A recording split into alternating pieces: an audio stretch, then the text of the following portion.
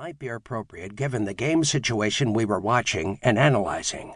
And when the game got one-sided and the audience wasn't hanging on every pitch, I hoped that Jerry would join me in trying to keep it interesting and fun by talking about other things that sometimes had little or nothing to do with what was happening on the field. Boy, did he ever.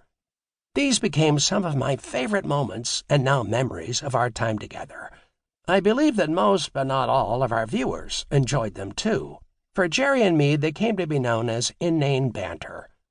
We had received a letter from an angry woman who implored us to stick to the game and let us know very clearly that she hated it when we drifted off into our inane banter.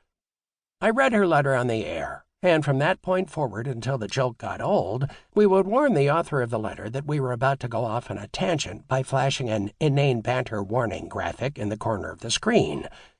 It was in those moments when Jerry's personality came shining through, and Red Sox Nation began to see the sense of humor and storytelling ability that would play a big part in his becoming a Red Sox legend.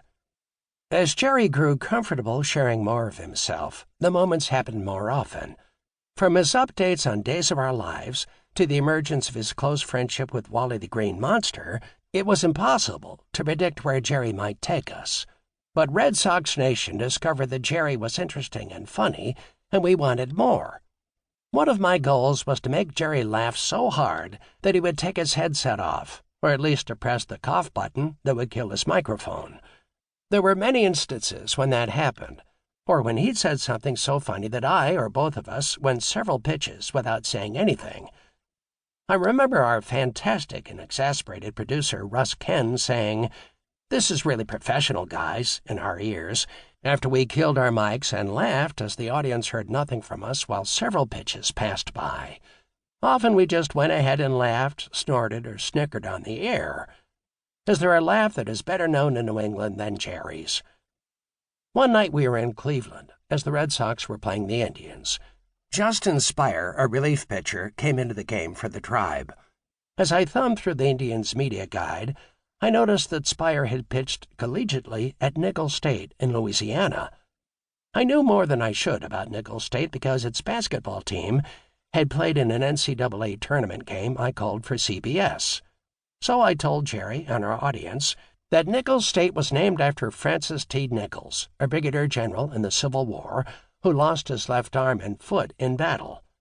When I mentioned that Nichols returned to Louisiana to run for governor using the slogan, "Vote for the rest of me," Jerry lunged for the cough button. When I offered my opinion that this was probably a better slogan option than "I would give an arm and a leg to be governor," Jerry just about fired his headset off the wall. There was a long stretch during which neither of us said a word. Additional historical footnote, the slogan was successful as Nichols was twice elected governor of his home state. One night at Fenway Park, we had an in-game visit from Judith Scheinlin, better known as Judge Judy, whose popular arbitration-based courtroom reality show aired on our station and made her one of the highest-paid people in the history of American television.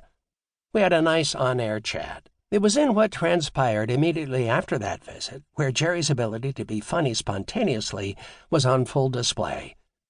After Judy and her grandsons left our booth and returned to their seats, we were informed by highly reputable booth personnel that the famed jurist and her grandsons departed our booth with a box of our Dunkin' Donuts.